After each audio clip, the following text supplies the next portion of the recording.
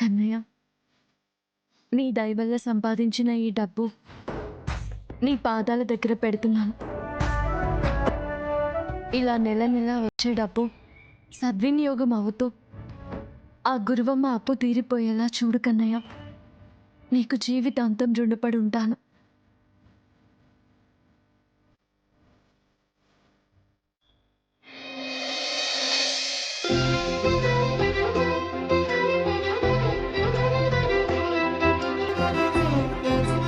ఏంటి మీ కన్నయ్యతో ఏదో షేర్ చేసుకుంటున్నట్టును? ఏం లేదు అఖిల్ బాబు, కన్నయ్య దయ వల్లే నేను ఈ ఉద్యోగం చేయగలుగుతున్నాను కదా. అయితే ఈరోజు జీతం వచ్చింది, కన్నయ్య దగ్గర పెట్టి థ్యాంక్స్ చెప్పుకుంటున్నాను. ఓ థ్యాంక్స్ మీ కన్నయ్యకి మాత్రమేనా? మాకేం లేదా? మీకు థ్యాంక్స్ కాదు, గిఫ్ట్ ఇస్తాను. ఏంటి గిఫ్టా? ఏంటది? ఇస్తాను, ఆగండి. కాదు, ఆ గిఫ్ట్ వస్తు రూపంలో ఉంటుందా, అనుభవం రూపంలో ఉంటుందా? అనుభవం రూపంలో ఎలా గిఫ్ట్ ఇస్తారు అఖిల్ బాబు? ఎలా అంటే నేను చెప్పనా?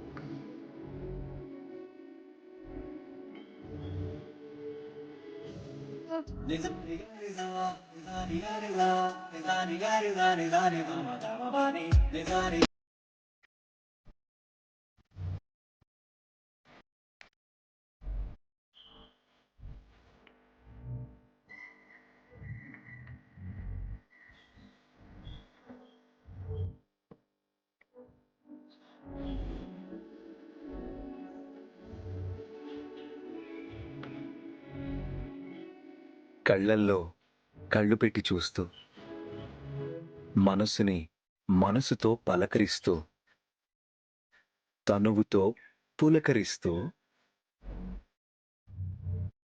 బుగ్గల్లో సిగ్గులు ఇస్తూ, సిగ్గులో మొగ్గలేస్తూ, ఒక స్వీట్ మెమరీలా ఉండిపోయే గిఫ్ట్ ఇవ్వచ్చు కదా.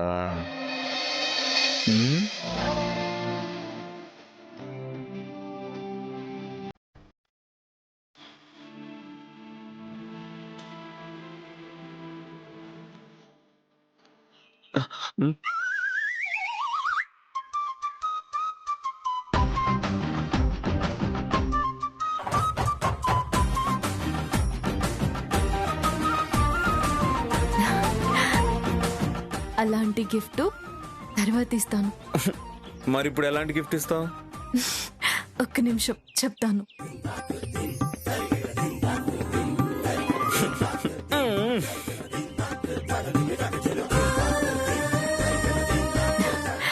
ఇదిగోండి అఖిల్ బాబు. నాకేనా?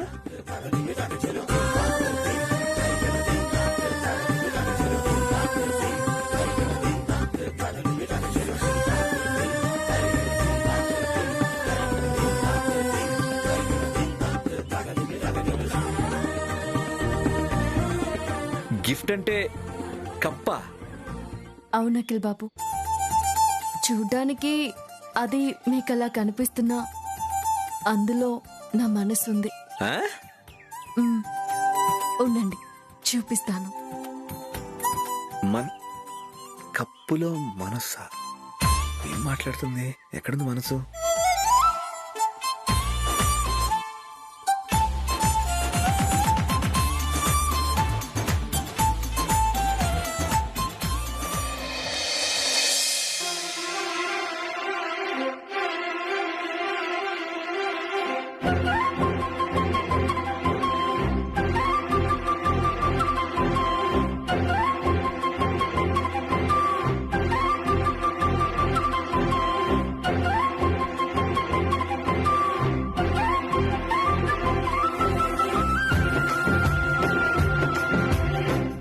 best husband forever.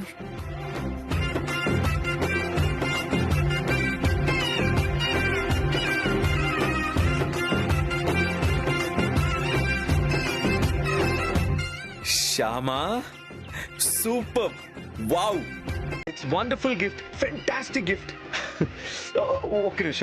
ఒక్క నిమిషం, దీనికి ఏమి ఇచ్చినా తక్కువే.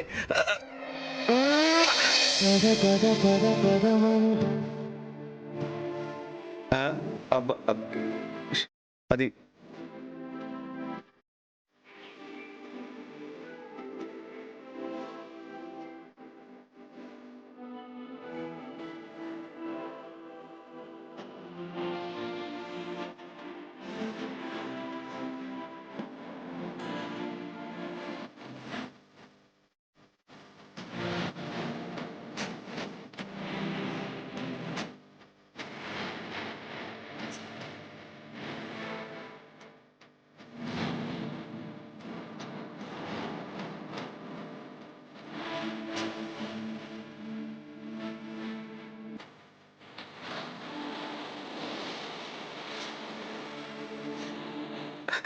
Hey, Shama.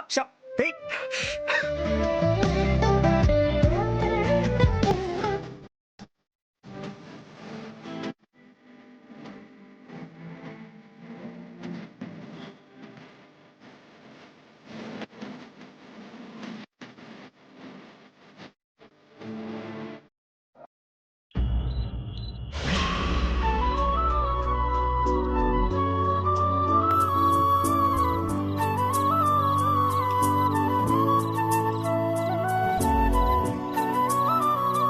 అరుణేడమ్మా? ఏదో కాల్లో ఉన్నారు మామయ్య, వచ్చేస్తారు. అదిగోండి వస్తున్నారు.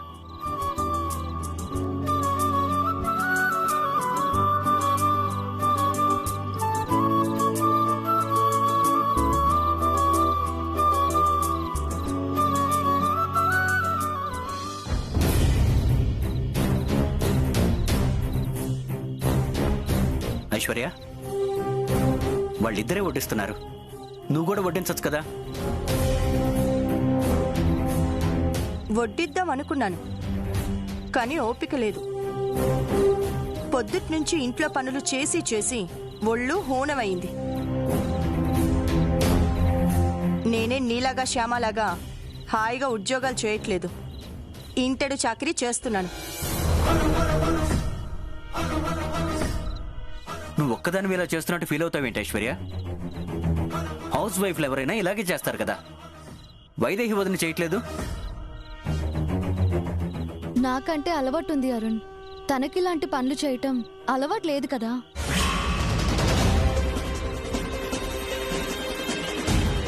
అలవాటు లేదని వదిలేస్తే ఎలా వదినా?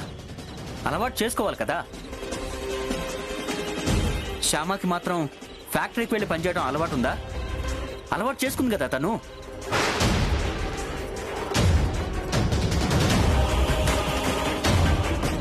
అక్కడ ఫ్యాక్టరీలో పనిచేయటమే కాదు, ఇంటి పని కూడా చేస్తుంది శ్యామ. అక్క కూడా చేస్తుంది కదా బావగారు. నేను ఫ్యాక్టరీకి వెళ్ళినప్పుడు ఇంటి పని అంతా అక్కే చేస్తుంది తెలుసా.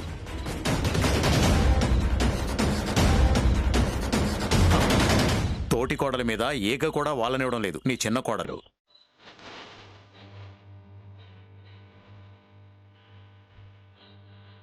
తోడికోడళ్ళంటే అలాగే ఉండాలి కదా.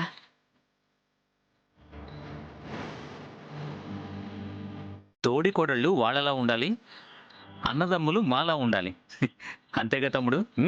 అంతే అన్నయ్య. నా టెన్షన్తో నేను చూస్తుంటే వీళ్ళ ఫ్యామిలీ సెంటిమెంట్ ఒకటి భరించలేకపోతున్నాం. గురువమ్మ, ఏంటి తినకుండా ఆలోచిస్తున్నావు? ఏం లేదు వదినా, ఏం లేదు. ఏం లేదు అనడంలోనే ఏదో ఉంది అని తెలుస్తుంది. అంటే అన్నయ్య గారు, అది ఆదిత్య వాళ్ళ నాన్నగారు ఫోన్ చేశారు.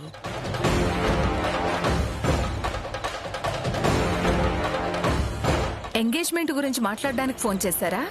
కాదు వదినా, ఆల్బమ్ గురించి.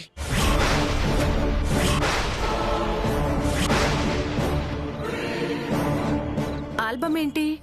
అదే వదినా, బ్లూ FM లో పాడుతుందే కృష్ణ తులసి.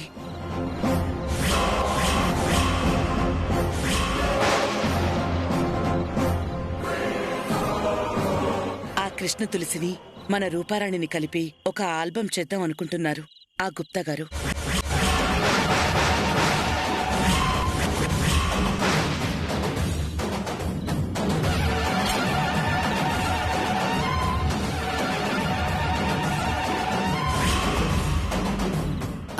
కృష్ణ తులసిని కలిసి మాట్లాడే పని కూడా మమ్మీకి అప్పగించారు అంకుల్.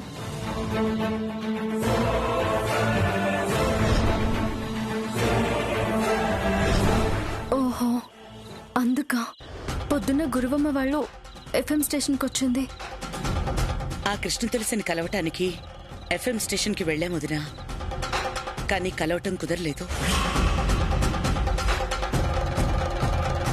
కుదరదు, కలవడం కుదరదు.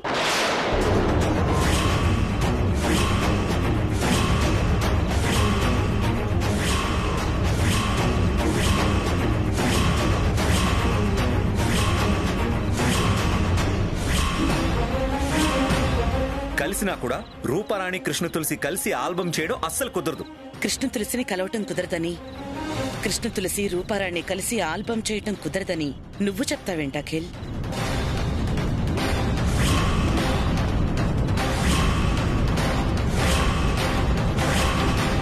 ఆ కృష్ణ తులసి నీకు తెలుసా?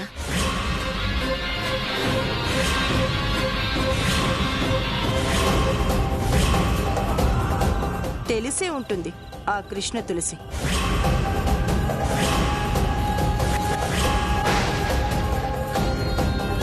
అందుకే అంత కాన్ఫిడెంట్ గా చెప్తున్నాడు. తెలీదు వదినా, ఆ కృష్ణ తులసి ఎవరో నాకు తెలీదు. మరి నువ్వెలా చెప్తున్నావు కుదరదు అని? అంటే అదే ఎఫ్ఎం స్టేషన్లో ఎప్పుడు పడితే అప్పుడు ఎవరిని పడితే వాళ్ళని కలవడం కుదరదు కదా, ఆ విషయమే చెప్పాను నేను, అంతే.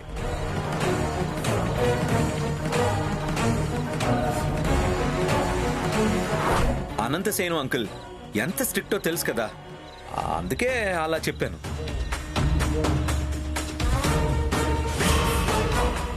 వాళ్ళ సింగర్స్ బయట ఆల్బమ్ చేయడానికి అంకుల్ ఒప్పుకోకపోవచ్చు కదా, అందుకే అలా చెప్పాను.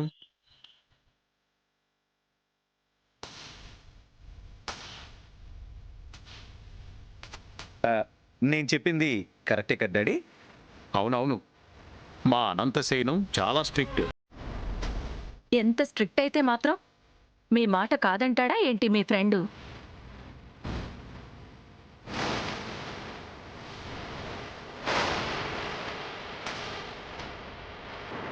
ఆదిత్య వాళ్ళ నాన్నగారు అంత ఇదిగా వీళ్ళిద్దరినీ కలిసి ఆల్బమ్ చెయ్యాలి అనుకుంటున్నప్పుడు అనంతసేను అన్నయ్య గారికి మీరొక మాట చెప్పొచ్చు కదా. అలాంటి అప్లికేషన్స్ అడగడం నాకు ఇష్టం లేదు వసంత. మీకిష్టం లేకపోతే వదిలేయండి, నేనే అడుగుతాను.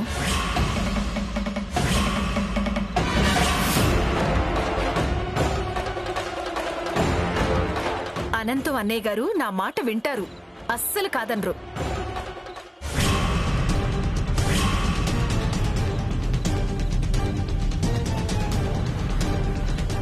రూపారాణి ఆంటీ, నువ్వు ఆ కృష్ణ తులసి కలిసి ఖచ్చితంగా ఆల్బం పాడతారమ్మా, నువ్వేం టెన్షన్ పడకు.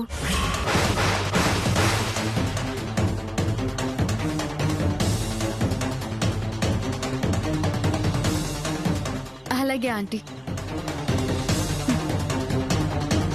అలా పాడాలంటేనే కదా నాకు టెన్షన్. ఏదో ఒకటి చెప్పి మమ్మీ అనంతసేనం గారితో మాట్లాడకుండా చెయ్యాలి.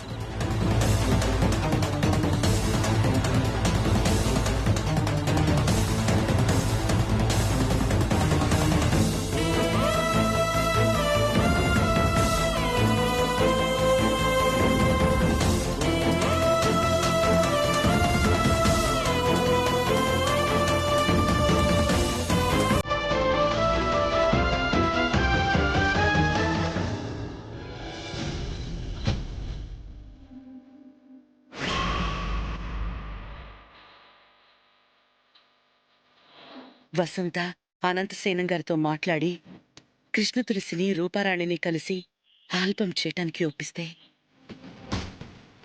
ఏం చెయ్యాలి? ఎలా మేనేజ్ చేయాలి?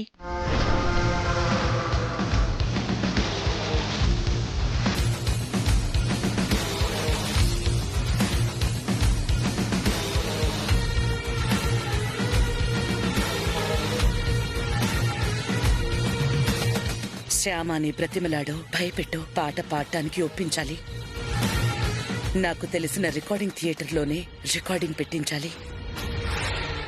అప్పుడు కానీ మేం బయటపడం.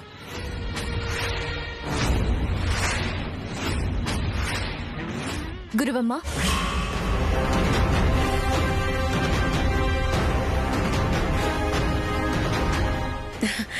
నీ గురించి అనుకుంటున్నాను శ్యామ, నీ గురించే అనుకుంటున్నాను.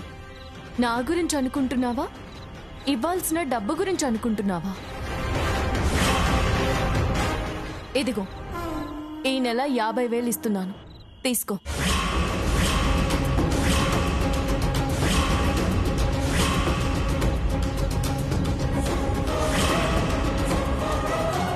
ఇలా ఇది నెల నెలా డబ్బులిస్తూ అప్పు తీర్చేసిందంటే దాని చుట్టూ నా చేతిలోంచి జారిపోతుంది. తీసుకోకూడదు, డబ్బు తీసుకోకూడదు. ఏం చెయ్యాలి? ఏంటి ఆలోచిస్తున్నావు? తీసుకో. అలా టక్కున ఎలా తీసుకుంటాను శ్యామ? దేనికైనా ఒక పద్ధతి ఉంటుంది కదా. మీ నాన్నగారు నా దగ్గర అప్పు తీసుకున్నప్పుడు నోట్ రాసిచ్చాడు. మరిప్పుడు నేను నీ దగ్గర డబ్బు తీసుకుంటున్నాను కదా, డబ్బు ముట్టినట్టుగా రసీదు ఇవ్వాలి కదా. ఒక్క నిమిషం, రసీదు తీసుకొస్తాను.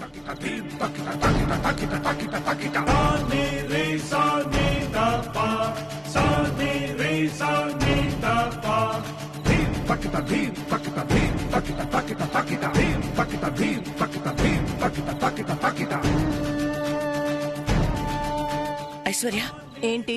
శ్యామ చేతిలో నోట్ల కట్టుంది. మీరేమైనా ఇచ్చారా? మేమేమి ఇవ్వలేదే. సరిగ్గా 1000 రూపాయలు కూడా లెక్క పెట్టడం చేతకాని దాని చేతిలో అంత డబ్బు ఎందుకుందో అర్థం కావట్లేదు. కొంపతీసి దొంగతనం ఏమైనా చేసుంటుందా? అంతే అయ్యుంటుంది. తెలుస్తా, దాని సంగతేంటో తెలుస్తా.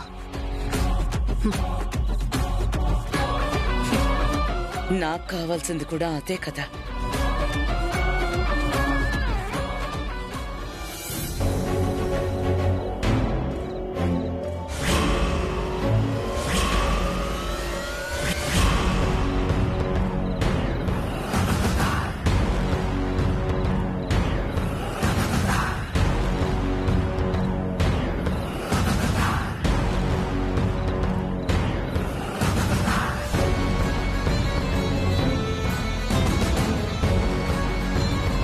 శ్యామా, అక్క,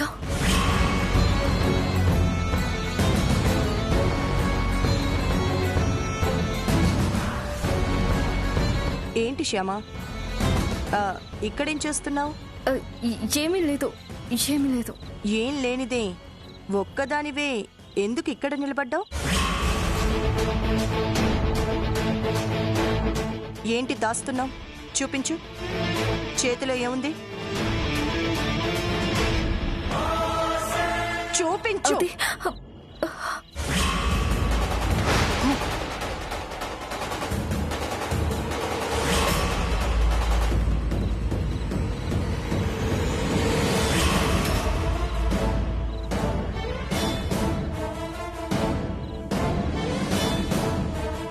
ఎక్కడిది డబ్బు? నిన్నే చెప్పు.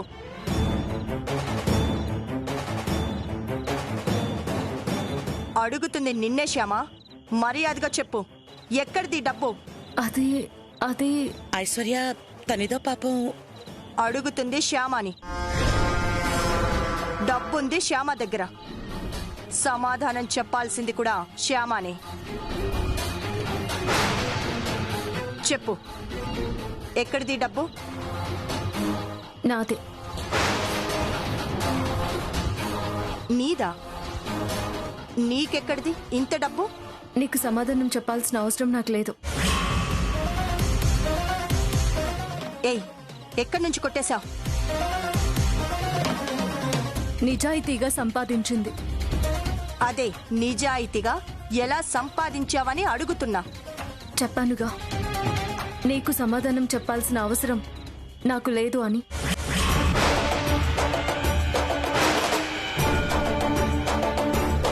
నీతో ఎలా చెప్పించాలో నాకు తెలుసు. రా. అత్తయ్య, అక్క, అక్క, అత్తయ్య, అత్తయ్య, అత్తయ్య,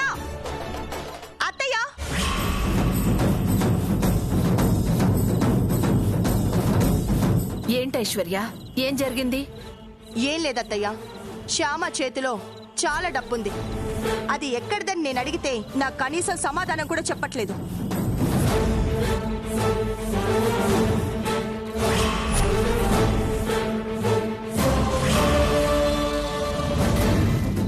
అందుకే మిమ్మల్ని పిలిచాను.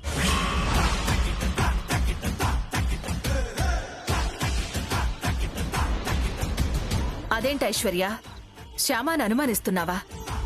తన ఇంటి కోడలే కదా.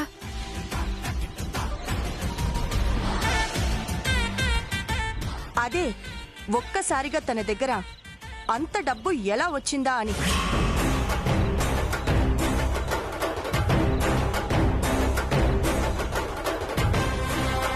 మీరే అడగండి, మీకన్నా సమాధానం చెప్తుందేమో. అడగండి అత్తయ్య.